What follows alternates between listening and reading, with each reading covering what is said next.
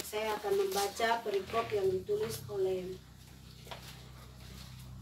di Alkitab, yaitu tugas Titus di Kreta, syarat-syarat bagi penatua penilik gereja.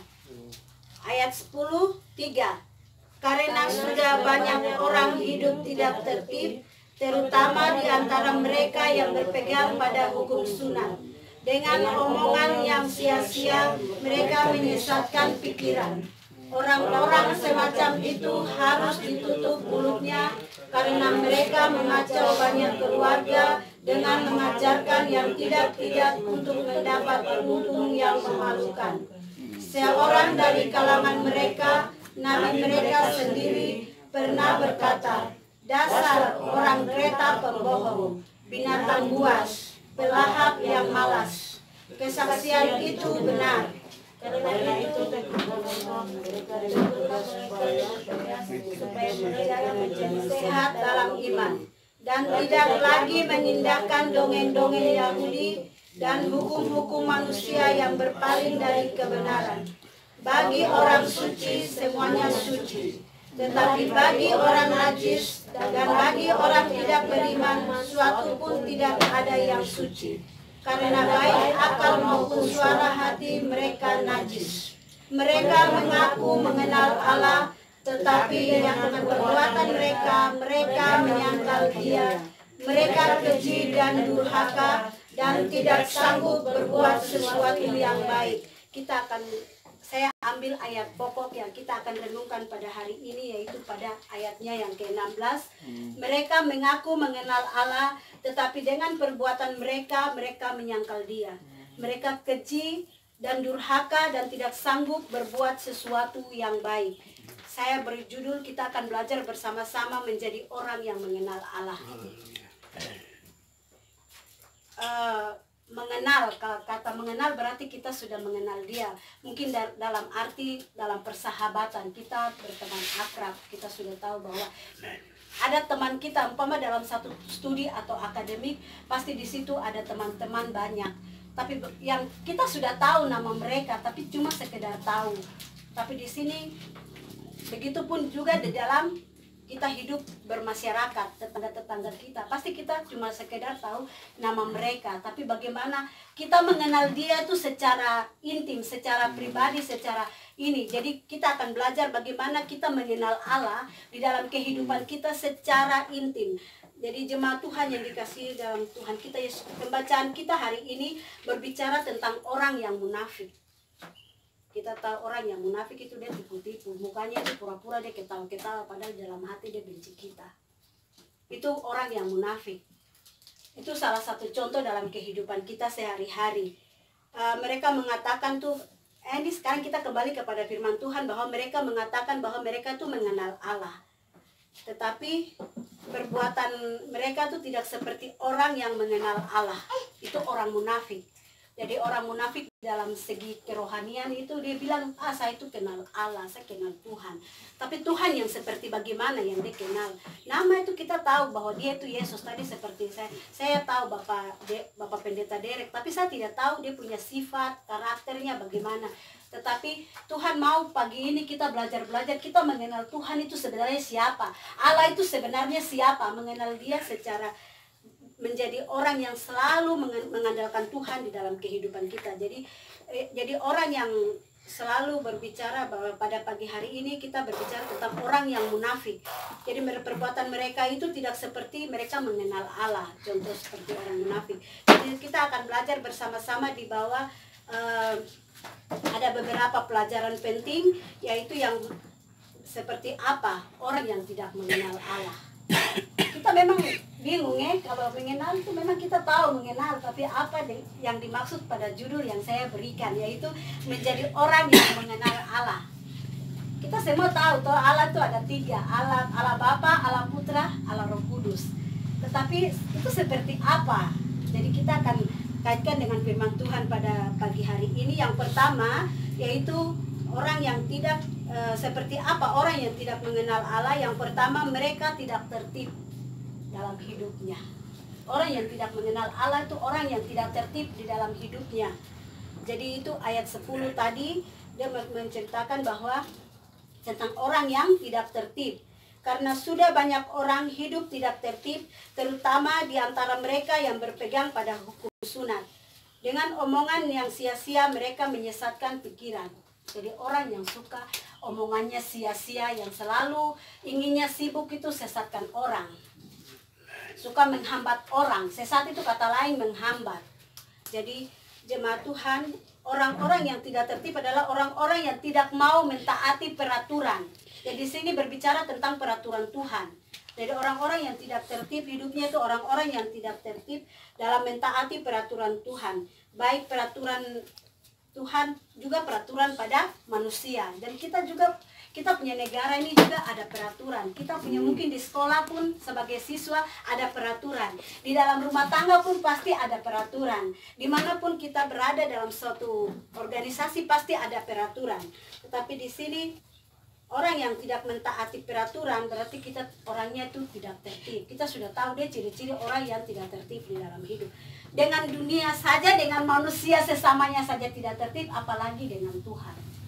Jadi di sini Tuhan mau kita harus hidup itu tertib di hadapan Tuhan. Kalau kita merasa bahwa mengaku bahwa kita tuh lari kepada dukun-dukun, lari kepada teman yang tawarkan kayu, lari kepada kain merah, kain hitam, lari kepada darah ayam atau darah binatang, lari kepada daun-daun, lari kepada manusia. Manusia kalau kita lari itu sama saja kita sudah jadikan dia itu Allah. Tapi Tuhan ajarkan saya dan saudara sebagai anak Tuhan untuk berdoa. Saat kita menghadapi masalah bukan cari Allah lain, tetapi kita cari Tuhan. Tuhan itu adalah jawaban doa saya dan saudara. Tidak ada jalan lain kalau kita punya mengalami masalah, cuma hanya ada di dalam Tuhan. Kita mau lari kepada dukun, dia juga Tuhan yang ciptakan. Kita mau lari kepada kayu, kayu itu juga Tuhan yang ciptakan. Kita lari kepada daun, Tuhan yang ciptakan. Kita lari kepada kain hitam kah, mau kain merah kah, di sana juga itu Tuhan yang memberikan hikmat kepada manusia dan manusia bisa membuat kayu. Kita lari kepada manusia, dia juga punya masalah. Pasti dia akan kasih kita jalan keluar. Tapi sebentar balik belakang dia cerita kita.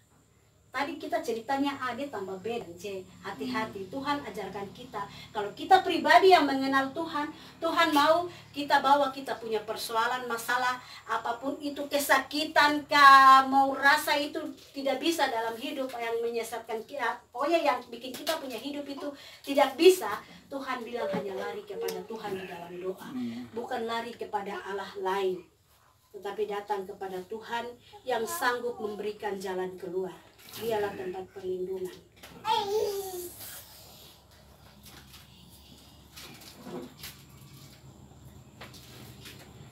Tidak hanya itu ya, orang yang tidak tertib adalah orang yang tidak melakukan hal yang dia tahu itu baik.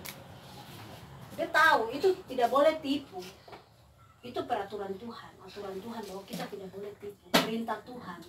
Bahwa Tuhan bilang tidak boleh tipu, tidak boleh mencuri. Tapi kadangkala ini kita tipu. Tetapi di hadapan Tuhan itu dosa itu tetap dosa.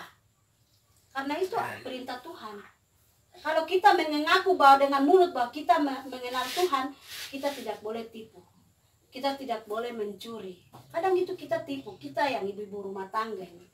Saya juga merasa bahwa kadang kalau saya punya anak kecil ini menangis, saya selalu tipu dia. Bilang diam-diam, itu ada yuyu, karena dia takut yuyu. Mobil polisi itu dia takut, jadi saya selalu tipu dia. Padahal itu tidak ada mobil yuyunya. Jadi itu saja di hadapan Tuhan itu dosa sekecil apapun tetap dosa. Kita pikir itu cuma ini kita tipu anak kecil supaya dia itu bisa diam. Tetapi di hadapan Tuhan itu tetap dosa. Jadi tidak melakukan yang baik, yang dia tahu itu baik, tetapi dia tidak melakukan itu tetap dia orang yang dikatakan tidak tertib atau munafik dalam hidup. Bila mengenal Tuhan tapi masih melakukan hal-hal yang Tuhan tidak suka. Jadi kita adalah orang-orang yang dari hari ini Tuhan mau kita Pondok Doa Sain Papua menjadi orang yang tertib di dalam hidup kita. Yaitu jangan jadi orang munafik. Kita beda dengan orang di luar sana. Kita bersyukur kita ada di tempat ini karena Tuhan memilih saya dan saudara. Bagaimana apa yang kita balas? Bukti kita mengenal Dia. yaitu hiduplah tertib di dalam aturan-aturan Tuhan, dalam kehendak Tuhan. Karena firman Tuhan pada Matius 7 ayat 21 di sana sampai 22, 21, bukan orang yang memanggilku Tuhan, Tuhan yang akan masuk dalam kerajaan surga, tetapi yang melakukan kehendak Bapa itu salah satunya yaitu firman Tuhan ini. Jadi ya salah satunya yang kita bicara pada pagi hari ini. Jadi kita harus melakukan hal apapun itu sesuai dengan kebenaran Tuhan. Jadi kita harus melakukan segala aturan-aturan Tuhan. Jadi dunia punya saja kita takut-takut. Contoh, mungkin kita yang sekolah ya, yang masuk paling kita lihat sudah lonceng berbunyi kita sudah takut karena aturan sekolah bilang jam sekian sudah masuk, kalau terlambat nanti dikena hukuman. Begitupun juga dengan aturan Tuhan. Hari ini kita tidak merasa, tapi nanti saatnya kita akan bertanggungjawabkan itu kepada Tuhan. Ada waktu kita akan pribadi. Kita belajar dari kita, baru kita bisa lakukan untuk Tuhan. Bagaimana untuk kita sendiri kita tidak bisa, bagaimana kita akan tertib di hadapan Tuhan. Belajar dari kehidupan sehari-hari. Contohnya tadi kita tahu bahwa mandi 1 hari 2 kali, kita malah bikin 2 hari sekali baru mandi 1 kali. Atau mungkin dalam 1 hari 1 kali mandi. Bukan saya bilang jemaat Tuhan di sini ada yang tidak tahu mandi, tetapi ini contoh kehidupan sehari-hari, contoh konkretnya begitu. Jadi jemaat Tuhan, begitupun juga laki-laki yang sering merokok. Di situ di Pertamina saja di sana tulis dilarang merokok besar-besar. Di balik rokok itu juga ada dos-dosnya di situ, perhatian bahwa akan mengganggu kesehatan. Tapi laki-laki ini macam mata buta. Jadi di situ dia sudah tidak tertib, dia merokok.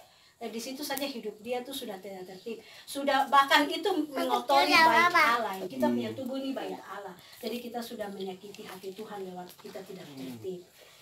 Jemaat Tuhan yang dikasihi oleh Tuhan kita Yesus Kristus, itulah pelajaran pertama bagaimana kita hidup menjadi orang yang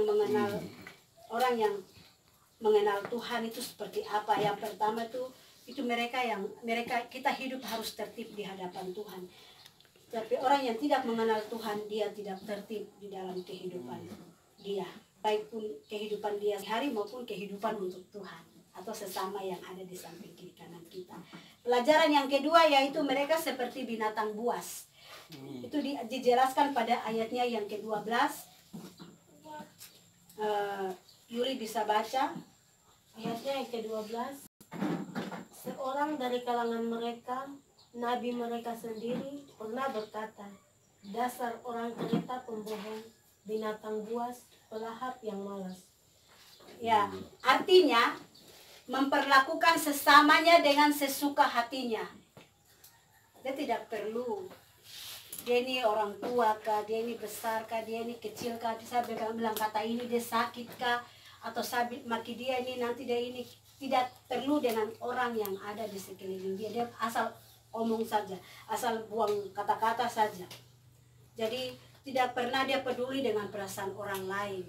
Jadi tadi mereka seperti binatang buas, artinya mereka itu tidak pernah peduli dengan perasaan orang. Asal bilang kata ini dia sakit atau tidak, asal maki dia ini dia bagaimana. Jadi dia tidak peduli akan perasaan orang. Terus dia suka mementingkan diri sendiri. Dia suka mementingkan, tidak perlu deh, dia saya juga butuh. Untuk apa?